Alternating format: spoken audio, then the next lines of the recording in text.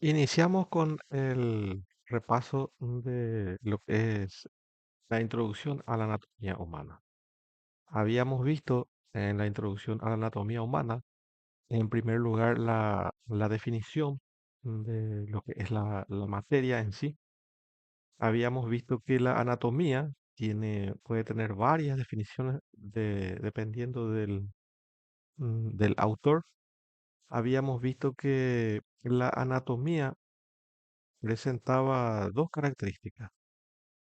Una era que estudiaba la estructura y también estudia la forma del cuerpo humano. Todo eso relacionado con las partes que lo conforman. Esa es la definición de anatomía humana, estructura y forma. También dijimos que en el cuerpo humano no está todo desorganizado ni tampoco es un caos, sino que hay un orden. Hay una serie de niveles que van a conformar en su conjunto toda la estructura del cuerpo humano. Estos niveles en anatomía, ojo, en anatomía dijimos que eran cuatro.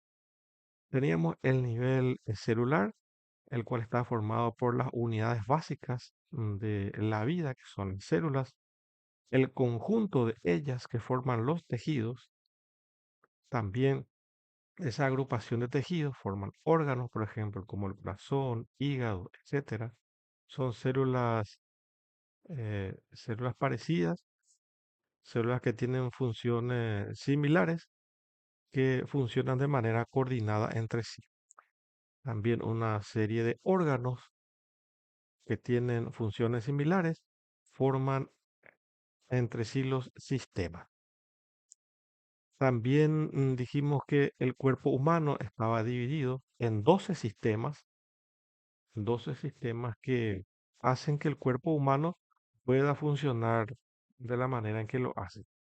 Tiene un soporte o protección que es el sistema esquelético, un- unos mecanismos biofísicos que permiten que se puedan realizar los movimientos, como lo son las articulaciones de diferente tipo, el tejido muscular que hace que se mueva el, el cuerpo humano, el sistema digestivo, antiguamente denominado aparato, el sistema digestivo que se encarga de la alimentación y la eliminación de los desechos, el sistema respiratorio que a través del cual se realiza el intercambio gaseoso o hematosis, el sistema urinario, que es donde se produce y se elimina la orina del cuerpo humano que contiene desechos.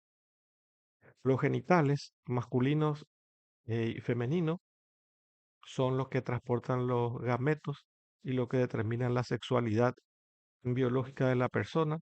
El sistema endocrino que produce y libera hormonas.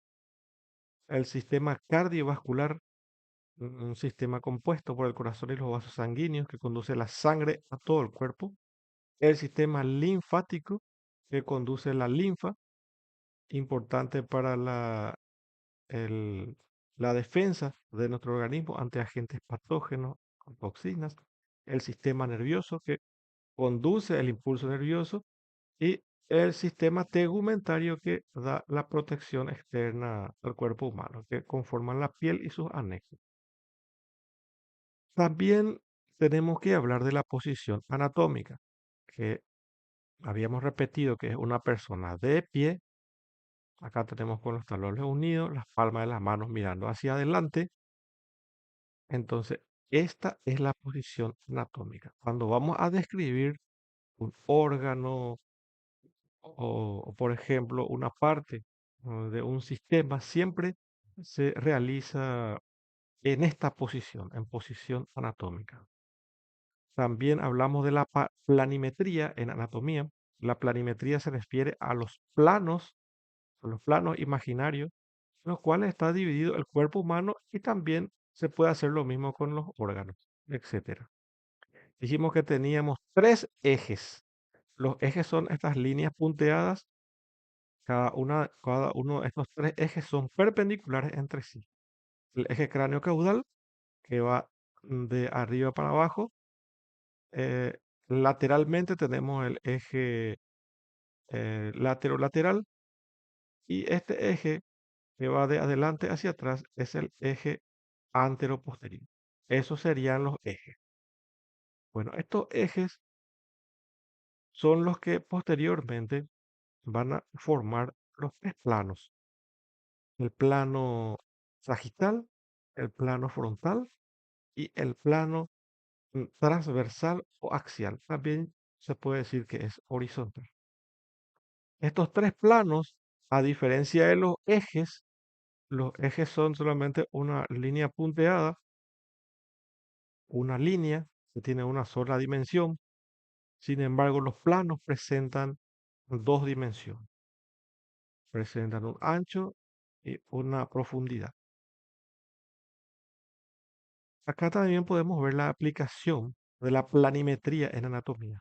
Por ejemplo, en una imagen, en una imagen de resonancia magnética, podemos ver un corte un sagital de la cabeza donde podemos ver la caja craneal y adentro vemos al encéfalo. También podemos observar en esta figura, acá vemos el cráneo, la parte anterior, la parte posterior y acá está el lugar donde se realiza el corte, que es un corte coronal. Entonces aquí podemos ver un corte coronal de la caja craneal donde vemos adentro también parte del encéfalo. Y también puede haber un corte axial o transversal. Cuando hablamos de la terminología anatómica, los términos que utilizamos en anatomía tienen que poder definir, tienen que poder ubicar y orientar. Eh, los términos que anteriormente se utilizaban eran, eran nombrados algunos en latín antiguamente. Y también se utilizaban nombres por ejemplo, de los anatomistas que descubrieron el órgano. A eso dijimos que le llamábamos epónimo. Y la terminología anatómica internacional nos recomienda que no utilicemos esos epónimos. Entonces, ya sabemos esto también, que estos nombres antiguos o epónimos también pueden ser. En este caso, este es un nombre antiguo, ¿verdad? Es recomendable utilizar estos nombres antiguos colocándolos entre corchetes. El nombre aceptado y el nombre antiguo entre corchetes. Esto también ya sabemos. Dijimos que hay una serie de términos de relación y comparación. Ya habíamos visto esto, son varios términos y tenemos 28 términos en total. Algunos de ellos son muy importantes. Por ejemplo, el proximal, que significa que está más cerca de su origen. Distal, que está lejos del punto de origen. Y esta palabra distal también se aplica a los dientes, ¿verdad? También se aplica en anatomía dental. Otro detalle importante de estos términos es el término de mesial, que quiere decir que está cerca de los incisivos y oclusal en el plano de cierre de los arcos dentales. Estos son términos, como dijimos anteriormente, que se aplican en anatomía dentaria. Puede haber también términos combinados como supralateral, inferomedial, etcétera. Se pueden combinar estos términos. También los movimientos que realizan las articulaciones tienen su terminología. Flexión, extensión, abducción, ojo, abducción, que no es lo mismo que aducción, que significa aproximar hacia, hacia el plano medio del cuerpo. También habíamos visto que el término de oposición es un término muy particular que este término denota una función que es única de la mano humana, del ser humano. También vimos términos especiales aplicados, por ejemplo, a la articulación temporomandibular, el término de protrusión cuando la mandíbula se va hacia adelante o cuando va hacia atrás, retrusión, o cuando hace movimientos de un lado para el otro, de izquierda a derecha, movimientos de lateralidad o deducción. Esto es lo que habíamos visto sobre la terminología. También habíamos visto que la anatomía tiene diferentes enfoques. Lo que nosotros vamos a estudiar este año va a ser la estructura física a partir de un sistema determinado. Entonces, esa anatomía así sistemática es lo que se conoce como anatomía descriptiva o sistemática. También vamos a estudiar el cuerpo humano en diferentes partes o regiones. Eso corresponde a la anatomía topográfica o también llamada regional. ¿Por qué son importantes estos términos? Porque son estos términos los que definen a nuestra materia. Entonces, la anatomía humana, descriptiva y topográfica es lo que nosotros damos en esta materia. También habíamos dicho que hay diferentes enfoques de la anatomía por orientación clínica o comparada con animales o de acuerdo al grado de desarrollo, etcétera. También está la anatomía que nosotros podemos ver con nuestros propios ojos, que es la anatomía general o macroscópica. La anatomía que es donde se necesita un microscopio, un instrumento óptico para poder observar lo que nuestros ojos no pueden ver, que es la microscópica o histología. También habíamos visto que eh, se puede aplicar también las imágenes, distintos tipos de imágenes, mm, tomografía, radiografías simples, etcétera, para estudiar la estructura y forma del cuerpo humano. Es lo que nosotros también vamos a dar durante el año. Y la anatomía también aplicada a las enfermedades. Mirados, hablamos de algunas generalidades del sistema muscular y los términos que involucran a estos músculos. Los músculos pueden contraerse. Contraerse quiere decir dos cosas que tienen que tener en cuenta. Uno, puede acortar su longitud y en segundo lugar puede mantener su longitud, pero estar ejerciendo una fuerza interna, que eso van a estudiar más adelante en fisiología. Los músculos pueden estar cerca de la superficie, por ejemplo, pegados a la piel, como en la cara. Son músculos superficiales, músculos cutáneos, como se les llama. Y hay otros músculos que están más pegados a los huesos, más cerca de los huesos, por debajo de estos, y se les llama músculos profundos. También el número de los huesos es bastante controversial. Puede ser, según el autor, 501, otros autores pueden decir que hay más, etcétera. En un hombre adulto, una persona adulta, por ejemplo, un hombre de 70 kilogramos, va a presentar una masa muscular de 30 kilogramos. 7 kilogramos van a pesar los músculos del miembro inferior y 13 los del miembro superior. Eso más o menos es una referencia para tener en cuenta el grado de importancia que tienen estos músculos.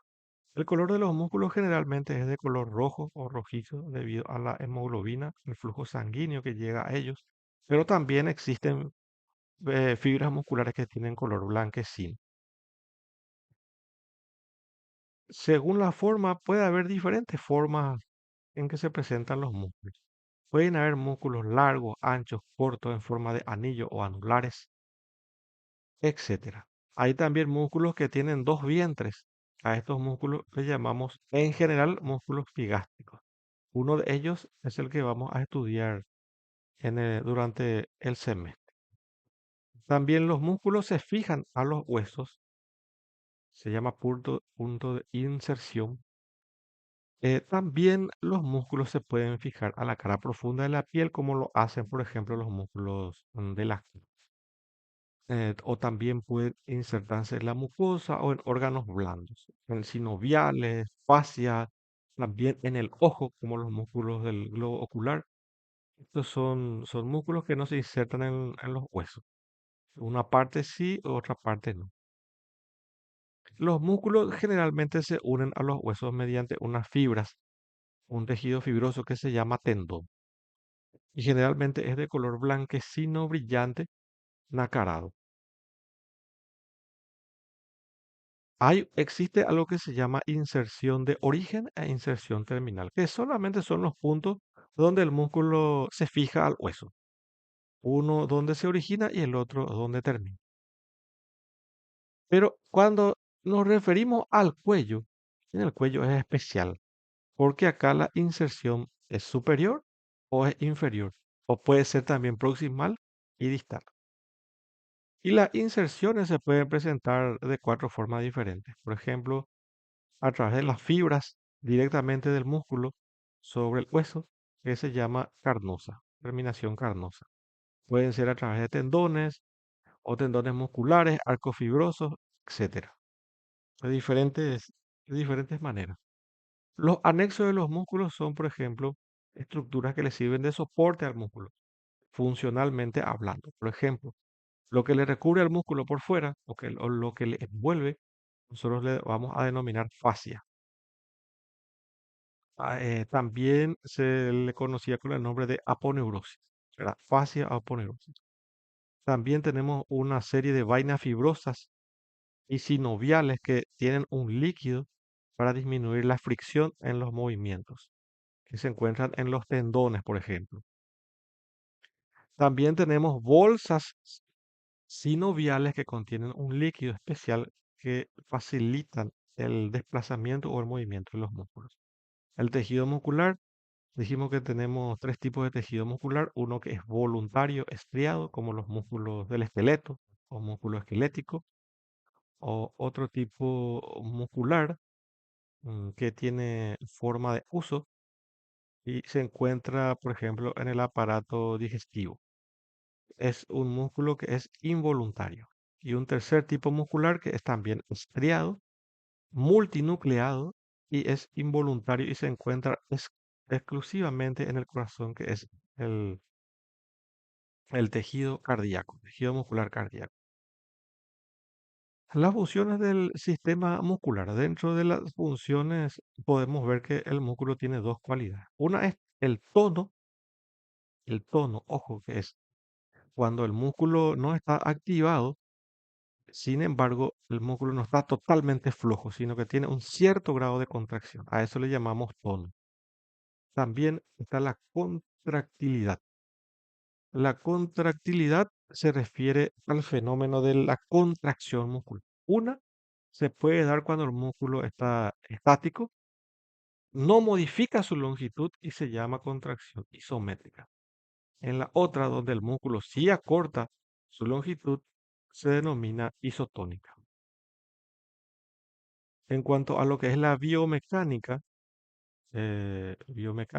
osteoarticular y musculosa, acá tenemos que el conjunto de músculos unidos a los huesos forman unas estructuras físicas que se denominan palancas, que permiten cierto grado de movimiento, pero también em, realizar movimientos muy precisos. También, continuando con lo que es el tejido muscular, vamos a ver los músculos de la cabeza cabeza y cuello, de manera muy, muy general y esquemática, solamente a manera introductoria. Habíamos visto que los músculos no se dividen en grupos. Tenemos los músculos de la masticación, como su nombre lo dice, facilitan el proceso de la masticación. También los músculos que están pegados a la cara profunda de la piel, el tejido celular subcutáneo, son los músculos cutáneos. Su nombre ya lo dice todo, ¿verdad? Cutáneos de la cara, de la cabeza y de la cara. Acá tenemos varios grupos. También tenemos los músculos que están anexos a los órganos de los sentidos. Entonces, estos son los músculos que encontramos en la cabeza. De estos músculos de la cabeza, los más importantes para nosotros son los masticadores y los músculos cutáneos de la cabeza. En particular, los músculos que se encuentran en la boca, ¿verdad? En cuanto al número, esto no importa, ¿verdad? Esto vamos a ir viendo a lo largo del semestre. También el cuello está dividido en unas regiones. ¿Verdad? Aquí es donde entra la anatomía topográfica. Gracias a la anatomía topográfica podemos dividir en estas regiones. Tenemos en cuenta la columna. La columna vertebral nos sirve como eje. Entonces, vamos a decir que los músculos que se encuentran a los costados de la columna son los músculos de la región lateral del cuello. Los músculos que están por delante son los músculos del hueso hioides. También están los músculos prevertebrales que están enfrente mismo de la columna, están pegados ahí. Y también los músculos que están por detrás de la columna que son de la región cervical posterior, lo que antiguamente se le conocía como músculos de la nuca. Entonces, esta es la división topográfica de los músculos de la cabeza y del cuello. Esto es muy importante saber antes de iniciar el estudio de todos estos músculos, porque o si no, uno no sabe muy bien a qué, cómo están constituidos todos estos músculos. Acá podemos ver, por ejemplo, los músculos de la masticación, que vamos a ir viendo detalladamente cada uno de ellos, qué forma tiene, su función de inserta, su vascularización, inervación, relación. También tenemos los músculos cutáneos de la cara y del cráneo. Tenemos los músculos de la boca, todos los músculos de la boca. Acá tenemos varios músculos, los músculos de la nariz y los músculos de los párpados. Para citar, por ejemplo, en el cuello podemos ver algunos de ellos en la región lateral del cuello, por ejemplo, el esternocleidomastoideo. Tenemos a los músculos escalenos. También tenemos a los músculos hioideos que están acá, están ubicados aquí en esta zona, en este triángulo, en el triángulo anterior del cuello. Aquí también vemos a los músculos hioideos. Aquí esta línea blanquecina representa al hueso hioides y todos los músculos que se insertan en él. Estos son entonces algunos de los grupos musculares. También tenemos los músculos cutáneos de la cabeza y de la cara. Tenemos estos grupos que ya dijimos. Están alrededor de la boca, la nariz y de los párpados. También están algunos músculos que son rudimentarios, ubicados alrededor de la oreja. Y también los músculos cutáneos que están en el epicráneo, en la parte superior del cráneo. Esta entonces es la división que se va a tener de estos músculos. Siempre es importante tener en cuenta esta clasificación, saber cómo están clasificados los grupos musculares para poder estudiarlos en profundidad. Otro detalle importante es que, fíjense, acá tenemos un montón de músculos, cervicales, auricular, etcétera. Muchos músculos, muchos que vamos a ir viendo todos ellos. Sin embargo, son varios grupos musculares, pero tienen en común que todos ellos están inervados por el nervio facial o séptimo par craneal. Este es el nervio de la mímica o de la expresión facial.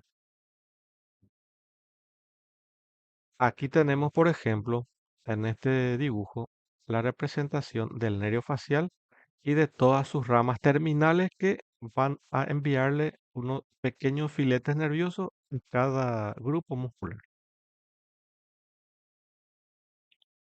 Que en realidad es el sistema nervioso. Dijimos que el sistema nervioso estaba constituido por un principalmente, ¿verdad? Después, más adelante vamos a ver más detalles. Está formado por el encéfalo, que está ubicado dentro de la caja craneal, y la médula espinal, que está dentro del conducto vertebral, tejido por las vértebras. También vimos que el encéfalo estaba constituido por una serie de partes. El encéfalo es lo que está dentro de la caja craneal. Ojo, tenemos principalmente al cerebro, al tronco o tallo encefálico y al cerebelo, que está ubicado por debajo del cerebro y por detrás del tronco encefálico. También dijimos que el tallo o tronco encefálico estaba constituido básicamente por tres partes: el mesencéfalo, el puente y el bulbo raquídeo, o médula oblonga. Viene su nombre. En cuanto a lo que es la médula espinal, habíamos visto que la médula espinal no es recta en todo su trayecto, sino que presenta una serie de abultamientos en la región cervical y en la región sacra. Son los abultamientos que presenta la médula.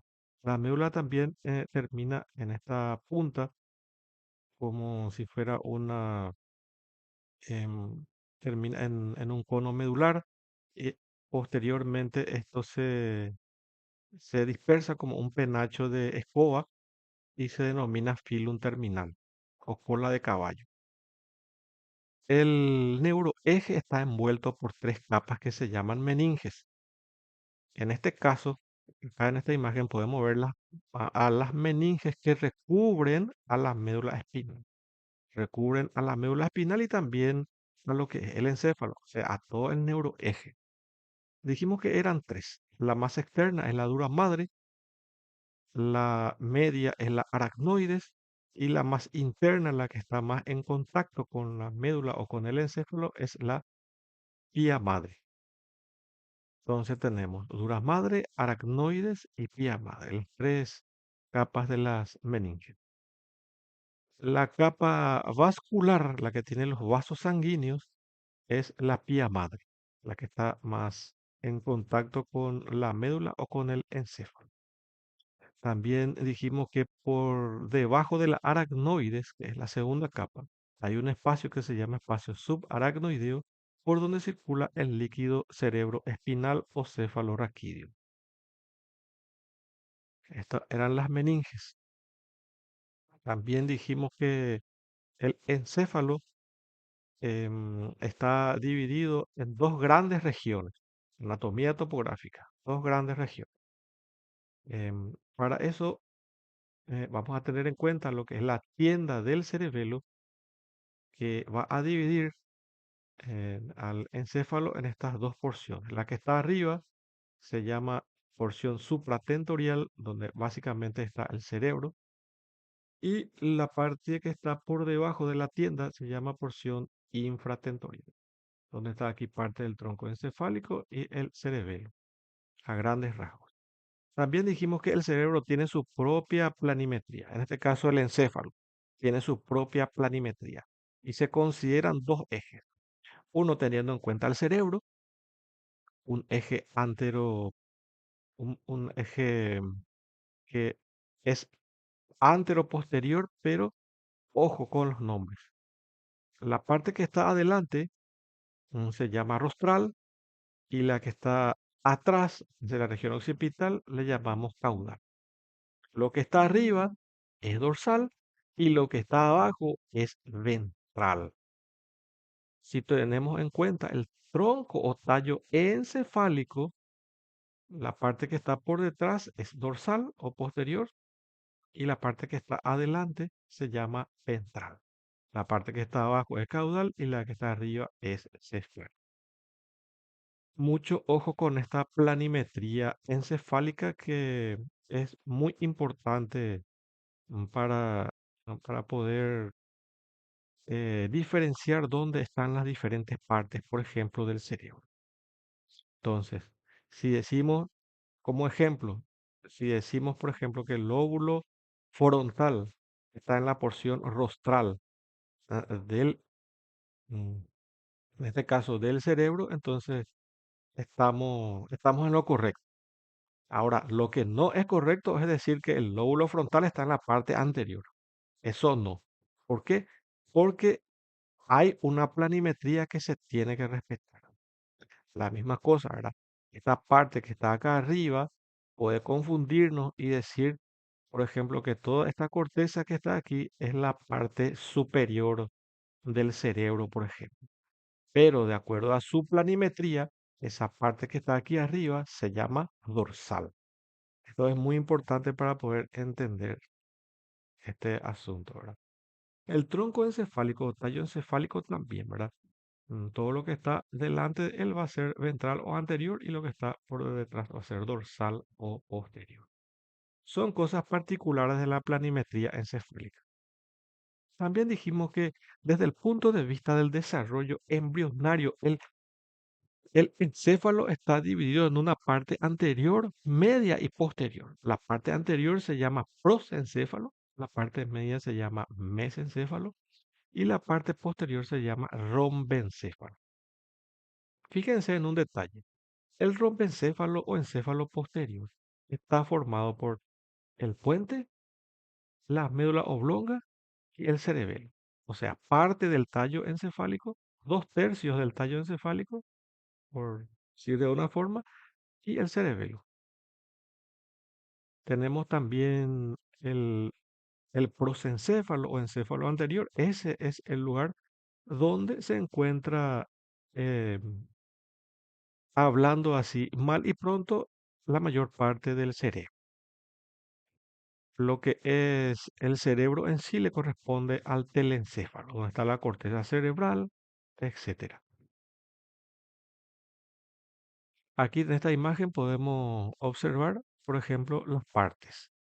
El cerebro, el encéfalo anterior o prosencéfalo. Acá tenemos el telencéfalo, que es en este caso es un hemisferio cerebral, el hemisferio cerebral, en este caso izquierdo. Tenemos también acá el diencéfalo, que es parte del prosencéfalo o encéfalo anterior. El encéfalo medio, acá pequeñito, enumerado con el 3. Y lo que es cerebelo, puente y médula oblonga, esto es el rombencéfalo. Ojo, rombencéfalo. No confundir acá el tallo encefálico, porque el tallo encefálico habíamos visto que es el mesencéfalo, el puente y la médula oblonga. Pero en el rombencéfalo solamente entran el puente y la médula oblonga. No así el mesencéfalo, que en sí es una de las divisiones del encéfalo. Eso es lo que habíamos visto sobre esta planimetría, divisiones del encéfalo. También habíamos visto que el telencéfalo, específicamente el cerebro, presenta lóbulos. Lóbulo frontal, que está ubicado por delante del surco central. Por detrás del surco central tenemos el lóbulo parietal, occipital, pintado en amarillo, y parietal. En el lóbulo frontal se encuentra la parte ejecutiva del ser humano, la parte de planificación, etcétera. Acá, por ejemplo, en el lóbulo temporal, nosotros tenemos lo que es los centros de la audición, de la coordinación, mm, del equilibrio. También acá en el lóbulo frontal tenemos varias regiones que son complementarias a los distintos lóbulos del cerebro.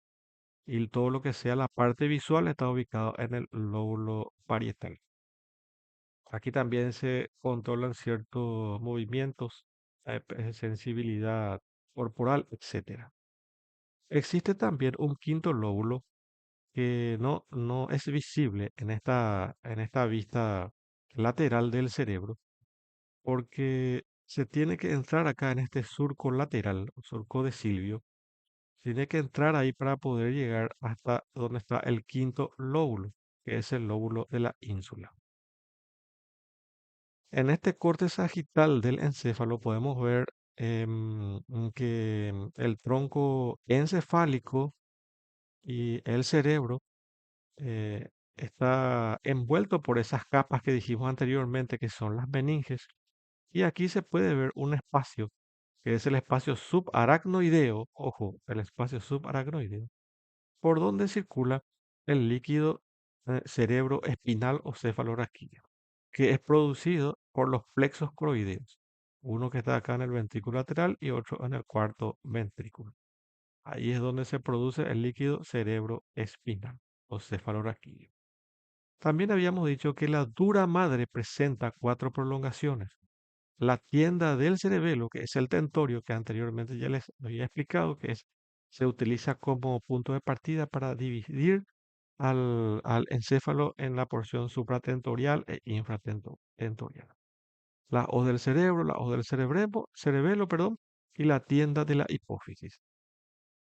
Esas son las divisiones que presenta entonces la dura madre. Acá podemos ver, por ejemplo, el tentorio o la tienda del cerebelo, la hoz del cerebro, la hoz del cerebelo, y por aquí estaría la tienda de la hipófisis. Entonces son las divisiones. En cuanto a la vascularización, que se refiere en este caso a las arterias que le llegan al encéfalo, tenemos dos arterias. Tenemos a la arteria carótida interna, que es esta, que no tiene ninguna rama, sube hasta el interior del cráneo y adentro del cráneo se divide. Y la otra es la arteria vertebral, que es esta que se desprende de la arteria subclavia, en este caso la arteria subclavia derecha. Asciende a través del cuello por los forámenes transversos de las vértebras cervicales y llega hasta el interior del cráneo a través del foramen magno y se une finalmente con las ramas de la arteria carótida interna y forma este circuito particular muy especial que se encarga de distribuir la sangre oxigenada a las diferentes partes del telencéfalo.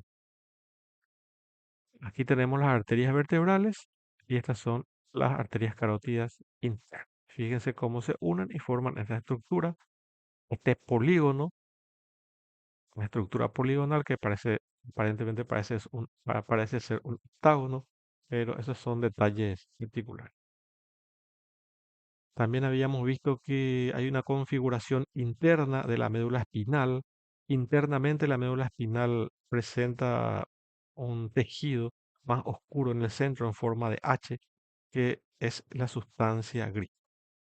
Y en la periferia tenemos un tejido más claro, así blanquecino, corresponde a la sustancia blanca, los cuerpos de las neuronas y sus axones, sus cables. Eso es lo que habíamos visto. También podemos reconocer a la parte anterior de la médula porque presenta una fisura anterior muy marcada, una fisura posterior eh, apenas se puede distinguir, ¿verdad? No así como la anterior. También vemos que esta H central, que es la sustancia gris central en la médula, presenta unas partes anteriores, que son estas dos cabezas grandes que se llaman cuernos o astas anteriores, y dos más delgadas, más finas, que son las astas posteriores. Tenemos en el centro un foramen que se denomina epéndimo, a través del cual circula el líquido cefalorraquídeo. Tenemos este cordón nervioso anterior del anterior, es la raíz anterior del nervio que sale de la médula espinal. Y también tenemos una raíz posterior que generalmente presenta un abultamiento que se conoce con el nombre de ganglio nervioso, o sea, en forma general. En el sistema nervioso central, eh, en lo que es referente al encéfalo, tenemos que la sustancia gris está ubicada al revés que en la médula. Acá está ubicada en la periferia y también algunos núcleos en el centro. La sustancia blanca es más interna. Esa es la disposición que presenta entonces la sustancia gris y la sustancia blanca en el neuroeje. También dijimos que las estructuras básicas que conforman el sistema nervioso central son las neuronas, unas células altamente especializadas para la conducción del impulso nervioso. Presentan un cuerpo o soma y un cable que sale del cuerpo que se denomina axón o cilindro eje. Esto es muy importante distinguir. ¿Por qué? Porque la sustancia gris y la sustancia blanca tienen que ver con estas dos partes de la neurona. Las neuronas transmiten el impulso nervioso, pero también necesitan un soporte o un apoyo. Ese soporte o apoyo es lo que se conoce como neuroglía. Las células de la neuroglía, tenemos por ejemplo aquí a los astrocitos, oligodendrocitos. Estas son células que le dan un soporte biológico a la neurona para que pueda funcionar adecuadamente. Simplemente para mencionar que estos astrocitos, como ustedes pueden ver aquí, estos astrocitos envían una serie de tentáculos hacia, por ejemplo, los vasos sanguíneos del encéfalo y forman una barrera muy particular que se denomina barrera hematoencefálica, que la van a estudiar en histología. También ya mencioné esto, ¿verdad? El sistema nervioso central tiene unas células que le dan soporte a las neuronas. Los astrocitos, oligodendrocitos, células de la microglía y células ependimarias. En el sistema nervioso periférico hay otro tipo de células que esto van a ver más adelante en histología, las células de Schwann y las células satélite. ¿Cuál es la clave aquí? Es entender este cuadro. Las neuronas, que son las células especializadas, solamente transmiten impulso nervioso, pero las células de la neuroglía tienen funciones diferentes, varias funciones. Algunas se encargan del soporte, protección, nutrición, etcétera. El número de las neuronas es el número de las neuronas en comparación con las de la neuroglía es mucho menor. Generalmente las neuronas no pueden dividirse en comparación con las células de la neuroglía que sí lo pueden hacer. Las neuronas contienen, alrededor de su cable o de su axón, contienen una sustancia lipídica que actúa como un aislante y se llama mielina, la vaina de mielina. Las células que producen la mielina son los oligodendrocitos, a manera de dato. También en el del encéfalo entran y salen una serie de nervios que le vamos a llamar nervios craneales. Y de la médula espinal entran y salen otro tipo de nervios que se llaman nervios raquídeos o espinales. Los nervios craneales, que son los nervios que entran y salen del encéfalo, en ontología son básicamente estos cuatro que están aquí, ¿verdad? Podemos, podemos decir que eh, el más importante de todos, sin lugar a equivocarnos, es el nervio trigémino o quinto nervio craneal. Este nervio dijimos que se dividía en tres, de ahí el nombre de trigémino. La primera rama es el nervio oftálmico, que es una rama sensitiva. La segunda rama es el nervio maxilar, que también es sensitiva. Y finalmente la tercera rama es el nervio mandibular, que habíamos visto que es un nervio mixto. Estos nervios emergen del cráneo por forámenes, por agujeros que hay en la base del cráneo. El nervio maxilar sale por el foramen redondo, que es el que habían pintado ustedes, habían marcado en el dibujo de la base de cráneo. Y el nervio mandibular emerge del cráneo por el foramen oval, que también se les había pedido que marquen. Otro nervio importante para la odontología es el nervio facial o séptimo paracraneal, que es el músculo que le da la inervación, la motricidad a los músculos de la expresión facial o de la mímica. También tenemos el noveno par craneal o nervio glosofaríngeo, que inerva parte de la glándula parótida. También, como habíamos explicado en clase, un tercio anterior de la lengua. También el nervio vago. El nervio vago, si bien no le inerva a los dientes ni a la mucosa bucal, sí tiene importancia desde el punto de vista de lo que es vulgarmente conocida como la garganta, ¿verdad? También el paladar blando, es la parte posterior de la boca, donde ahí tenemos los reflejos nauseabundos, etcétera. Entonces, este nervio también es importante considerarlo en ontología. Continuando con qué es el sistema nervioso. Dijimos que los nervios que entran y salen del encéfalo son los nervios craneales. Los nervios que entran y salen de la médula espinal son los nervios espinales o raquídeos. Dentro de lo que son los nervios craneales, habíamos visto que son en total 12 pares. Vienen de a pares, uno a la izquierda y otro a la derecha. Son 12 pares enumerados con números romanos del 1 al 12. Algunos de ellos son especiales porque pueden transmitir señales de sensibilidad o también pueden hacer mover músculos. Y algunos de ellos, inclusive los dos, puede tener las dos funciones. Por ejemplo, tenemos aquí al nervio trigémino, el nervio importante para nosotros, que dice que es mixto. ¿Por qué es mixto? Porque tiene fibras motoras. Estas fibras motoras llegan a través del nervio mandibular y también tienen fibras sensitivas. Estas fibras sensitivas del nervio trigémino son las que le llegan a través de sus tres ramas, el nervio oftálmico o B1, el nervio maxilar o B2 y el nervio mandibular o B3, que es la parte mixta. Y se encarga de la sensibilidad de la cara y el control de los músculos de la masticación. También tenemos el músculo, perdón, el nervio facial, el séptimo nervio craneal, es mixto. Tiene una raíz motora que se encarga de mover los músculos de la expresión facial. También inerva los dos tercios anteriores de la lengua. Tiene también fibras secretoras autónomas que van a la glándula lagrimal y salival.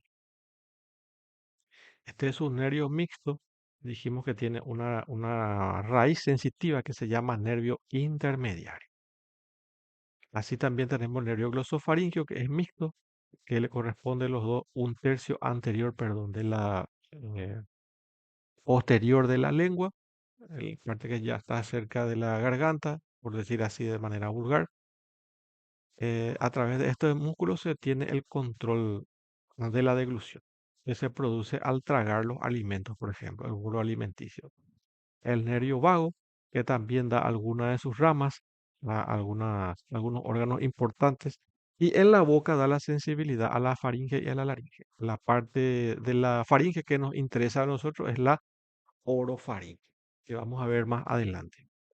También habíamos visto que el nervio que hace mover a los músculos de la lengua o músculo motor de la lengua es el es el nervio hipógloso.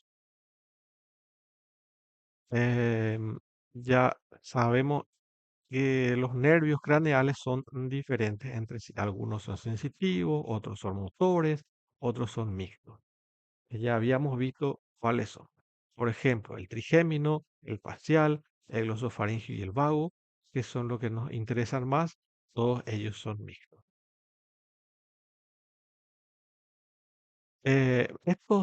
Estos nervios eh, craneales tienen su origen en el tronco encefálico, como ya habíamos visto en clase, en el tronco encefálico, en el puente, en el bulbo, etcétera.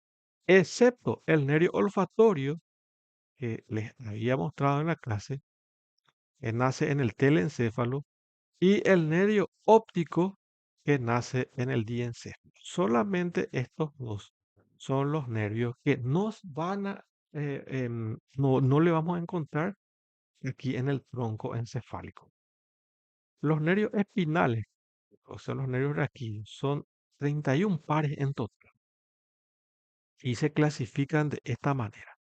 8 tenemos en la región cervical, 12 en la región torácica, 5 en lumbar, 5 sacra y un par coxígeno. Y ahí tenemos en total 31 pares de nervios. Más adelante, en el segundo semestre, vamos a hablar de esta distribución y por qué los nervios cervicales son 8 y no 7, por ejemplo. Estos nervios cervicales también forman una serie de redes o plexos que vamos a estudiarlo más adelante.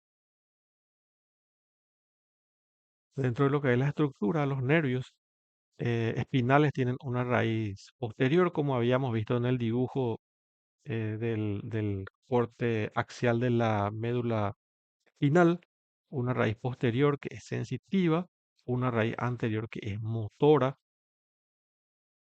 y acá también tiene las mismas funciones que los nervios craneales, funciones sensoriales, algunos son motores y también presentan fibras autónomas.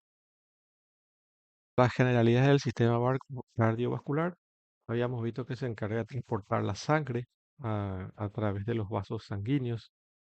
Su principal órgano que actúa como bomba es el corazón, que en realidad es un músculo hueco que en su interior contiene 4 cavidades. 2 cavidades receptoras de sangre que se llaman aurículas y 2 cavidades que impulsan la sangre, que sacan la sangre del corazón, que se denominan ventrículos. El corazón humano básicamente está dividido en dos. Un lado izquierdo, en el cual va a circular la sangre oxigenada, y un corazón del lado derecho, ambos lados separados totalmente entre sí en el adulto, donde circula la sangre desoxigenada o sangre vulgarmente conocida como venosa. Cuando el corazón está relajado sin contraerse, esa fase cardíaca se denomina diástole. Y cuando se contraen, por ejemplo, los ventrículos para expulsar la sangre afuera del corazón, esa fase de contracción cardíaca se llama sístole. Entonces la sangre es expulsada del corazón a través de la contracción. Sale por una serie de vasos sanguíneos y también llega a través de una serie de vasos sanguíneos. En los pulmones es donde el oxígeno inspirado llega hasta hasta los alveolos pulmonares. Allí se produce la hematosis o intercambio gaseoso. El oxígeno viene a través de estos tubos, viene a través de 4 tubos, 2 del pulmón derecho y 2 del izquierdo. Estas son las venas pulmonares. Dijimos que se llaman venas porque todos los vasos sanguíneos que traen la sangre al corazón le vamos a llamar venas. Pero sin embargo, estas venas pulmonares traen sangre oxigenada de los pulmones. Entonces, estas venas finalmente desaguan su contenido de sangre aquí en la aurícula izquierda. Esta se llena de sangre oxigenada. Luego, cuando se llena esto, entre la aurícula derecha, izquierda y el ventrículo izquierdo tenemos una válvula que tiene dos valvas. Es la válvula mitral, que es una válvula unidireccional que permite el paso de la sangre de la aurícula al ventrículo.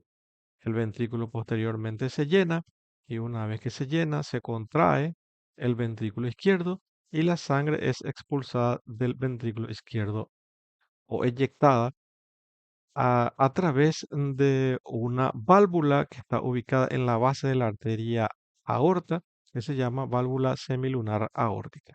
Se abre esta válvula que es unidireccional también y permite el paso de la sangre a la arteria aorta y esta finalmente distribuye la sangre a todo el cuerpo. Si nos vamos al lado derecho, ambas cavidades están separadas del lado de las dos cavidades del lado izquierdo, no se mezclan. Por aquí pasa la sangre oxigenada por el lado izquierdo y habíamos dicho que la sangre venosa o desoxigenada corre por este lado derecho del corazón. Aquí la aurícula derecha recibe sangre de las venas cavas, vena cava superior, vena cava inferior, que traen sangre sin oxígeno, sangre desoxigenada. También el mismo corazón, el propio corazón tiene su sistema de drenaje que es a través del seno coronario. También trae la sangre aquí. Una vez que la aurícula se llena de sangre, aquí también hay una válvula entre la aurícula derecha y el ventrículo derecho, se llama válvula tricúspidea. Válvula tricúspide que presenta tres válvulas. Esta válvula se abre y permite el paso de la sangre en un solo sentido, en sentido auriculo-ventricular. Se llena este ventrículo de sangre. Una vez que se llena, el mismo contenido de la sangre hace que la válvula tricúspide se cierre.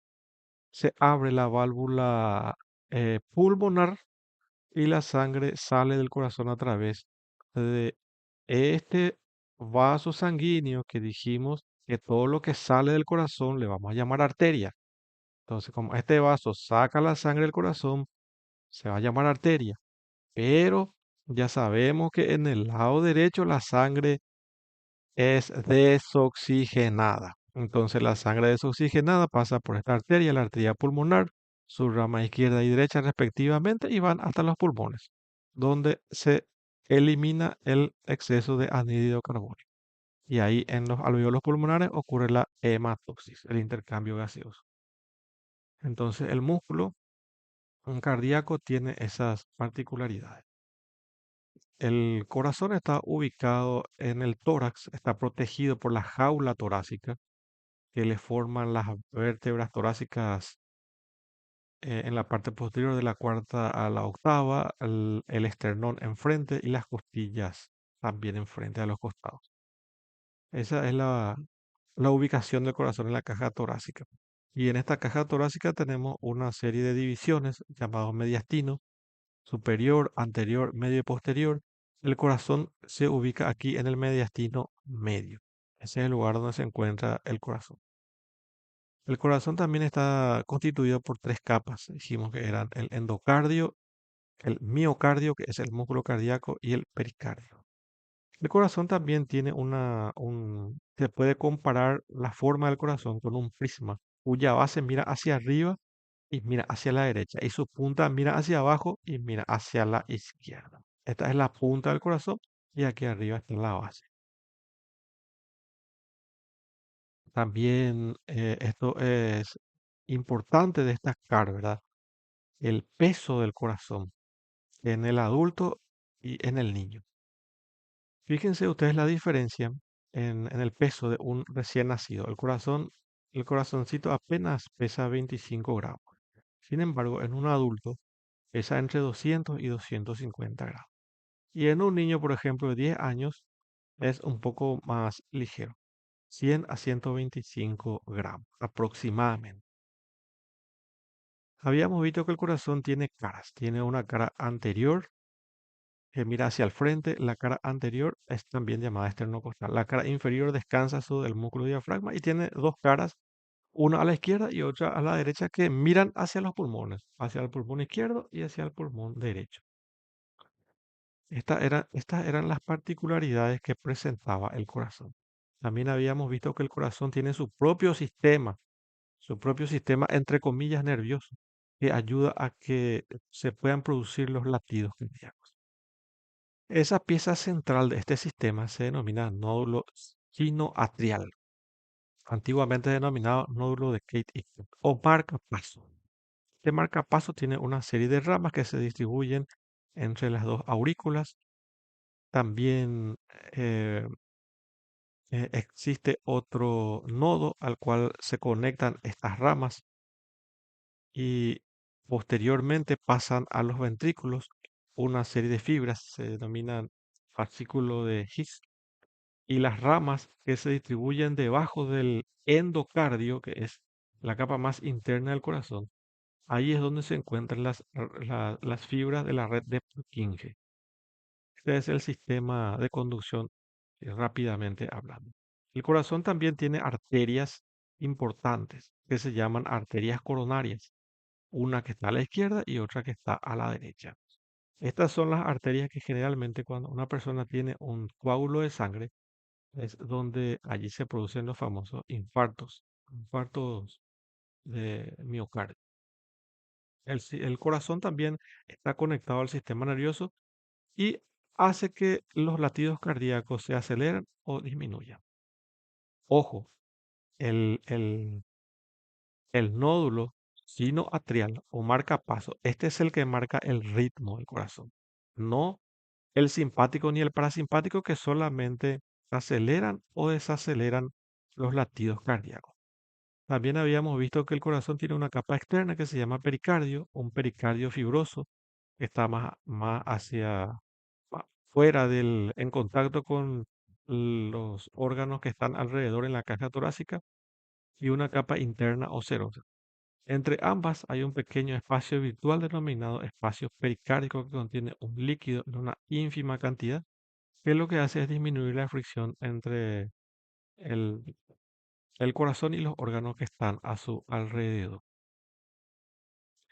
Entonces, el sistema circulatorio está constituido entonces por el corazón que se encarga de bombear la sangre y los vasos sanguíneos que conducen la sangre, ya sea oxigenada o desoxigenada. ¿Hacia dónde? Hacia los tejidos y también hacia los pulmones. Entonces las arterias, ojo, salen del corazón, las venas retornan al corazón. También existen unos vasos sanguíneos muy pequeños que se denominan capilares, que son casi microscópicos. Es el lugar íntimo donde hay una relación estructural entre el sistema venoso y el sistema arterial. Las arterias siempre tienen capas más gruesas que las venas, por la presión que tiene que soportar cuando el corazón se contrae, cuando el ventrículo izquierdo se contrae. La circulación también se divide básicamente en dos. La circulación menor o pulmonar, que es la que parte aquí del ventrículo derecho. Aquí tenemos el ventrículo derecho. Bombea la sangre hacia los pulmones a través de la arteria pulmonar, que ya habíamos visto eso. En la intimidad de los pulmones se produce el intercambio gaseoso o hematosis. Aquí la sangre se oxigena y pasamos a la circulación mayor, que es la siguiente. Entonces la sangre viene por las venas pulmonares a la aurícula izquierda, el ventrículo izquierdo se contrae, sale a través de la aorta y la aorta se encarga de distribuir la sangre con oxígeno a todos los tejidos del cuerpo humano. También tenemos la vascularización de cabeza y cuello. Aquí tenemos dos grandes arterias, la arteria carótida común. Esta arteria carótida común tiene origen diferente. Acá vemos el arco de la aorta. El arco de la aorta presenta estas tres ramas, el tronco brachiocefálico, la arteria carótida común izquierda y la arteria subclavia izquierda. Esta arteria que se ve aquí, fíjense, tiene casi el mismo trayecto que la arteria carótida común izquierda. Esta arteria es la arteria carótida común derecha. Y aquí es donde se observa que ambas carótidas comunes tienen orígenes diferentes. La izquierda se origina del arco aórtico, como se ve aquí, y la derecha se origina del tronco brachiocefálico. Esta arteria carótida común, ambas, izquierda y derecha, llegan a la altura del borde superior del cartílago tiroides y allí se dividen en dos ramas, carótida interna y carótida externa. La arteria carótida interna es muy importante. Ella le da ramas al encéfalo que habíamos visto recién, la arteria carótida interna, y también le da ramas al ojo, al globo ocular, a todos los órganos que forman el globo ocular. Esa es la arteria carótida interna. Esta arteria carótida interna también habíamos visto que se une con ramas de la arteria vertebral para formar el polígono, el círculo arterial cerebral o polígono de Will. La arteria carótida externa también es una rama de la arteria carótida común o primitiva, como se le denominaba antiguamente. La arteria carótida externa emite ramas que se van a desprender a lo largo del cuello y de la cara, afuera del cráneo. Afuera del cráneo la carótida externa y adentro del cráneo la carótida interna. También tenemos arterias importantes, la arteria facial, que está aquí. Esta es la arteria facial, una de las ramas importantes para el odontólogo. Esta arteria, como ustedes pueden ver, emite ramas a través de la cual a todos estos tejidos que están aquí, músculo, tejido subcutáneo, etcétera, boca, va a llegar la sangre con oxígeno. También tenemos la arteria maxilar, sumamente importante. A través de esta arteria maxilar, que es rama terminal de la arteria carótida externa, a través de esta arteria la sangre con oxígeno va a llegar, por ejemplo, a los dientes. Va a llegar, por ejemplo, a los dientes superiores, a los dientes inferiores, a la encía, al paladar, etcétera. Esta es una arteria sumamente importante. Esta arteria tiene una serie de ramas. Por ejemplo, la arteria alveolar inferior es la arteria que le va a dar la sangre a los dientes inferiores. De ahí su nombre, inferior. Tenemos también la arteria alveolar superior posterior, que es esta que se ve aquí. La arteria alveolar posterior superior le va a dar la sangre a los dientes posteriores, superiores, por ejemplo. También podemos ver que hay un sistema venoso, hay una serie de venas que llevan la sangre desoxigenada a través del sistema de la vena yugular interna. Esta vena nace en el interior del cráneo, en los senos de la dura madre. Esta vena carótida interna, cuando desciende por el cuello, le acompaña a la arteria carótida interna aquí arriba y a la arteria carótida común acá abajo. Esa es la característica que tiene. Existe también una vena superficial, está por encima del músculo esternocleidomastoideo, que es un músculo de la región lateral del cuello.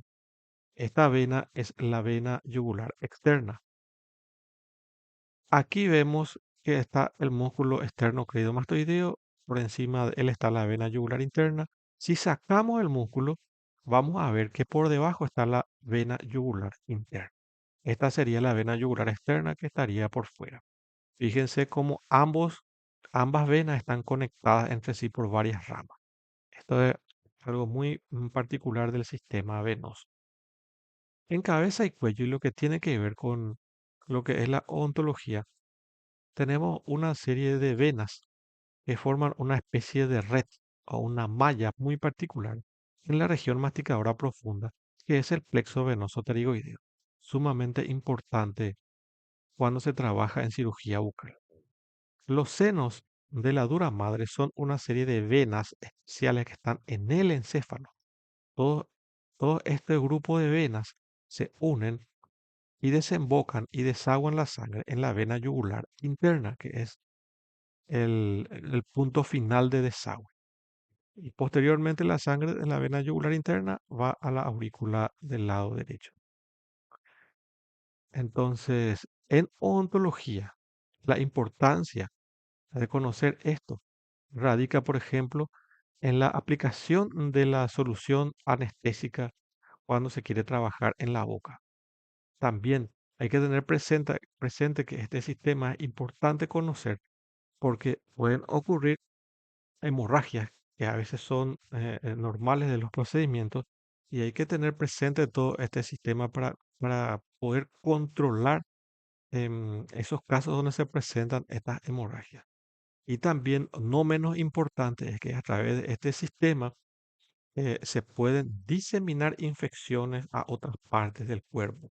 Por ejemplo, la infección en la boca puede llegar al cerebro. Una infección de la boca puede llegar al corazón. Entonces, a través de este sistema se pueden diseminar los microorganismos también a diferentes órganos. Por eso es importante para el odontólogo conocer todo esto.